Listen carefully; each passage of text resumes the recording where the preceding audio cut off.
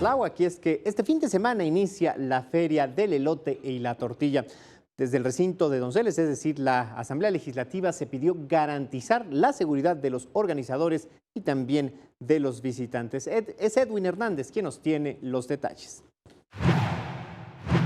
La diputada por Tláhuac, Mariana Moguel, hizo un llamado al gobierno de la ciudad y a la Secretaría de Seguridad Pública a garantizar la integridad física de los asistentes a la Feria del Elote y la Tortilla, que se llevará a cabo del 12 al 20 de agosto en San Juan Ixtayopan, en dicha demarcación. Durante la presentación de dicha festividad en las instalaciones de la Asamblea Legislativa, Moguel Robles informó que entregará a la Comisión de Gobierno una carpeta con diversos elementos como denuncias y quejas ciudadanas generadas desde hace varios meses en la delegación Tláhuac, la cual deberá ser considerada por la Comisión Jurisdiccional ahora que analiza la remoción al cargo del delegado Rigoberto Salgado.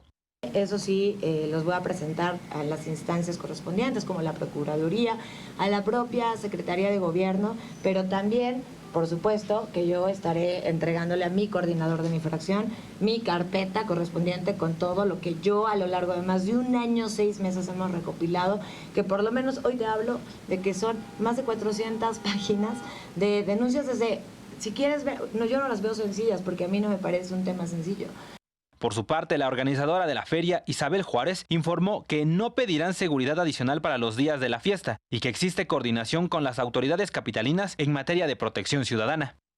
Pero sí tenemos un operativo especial cada año que nos proporciona el gobierno del Distrito Federal. Y en cuestión del delegado, bueno, como todo servidor público y como responsable de la demarcación, se le hizo la invitación. Acuda o no acuda, pues ya dependerá de él, pero se le hizo la invitación.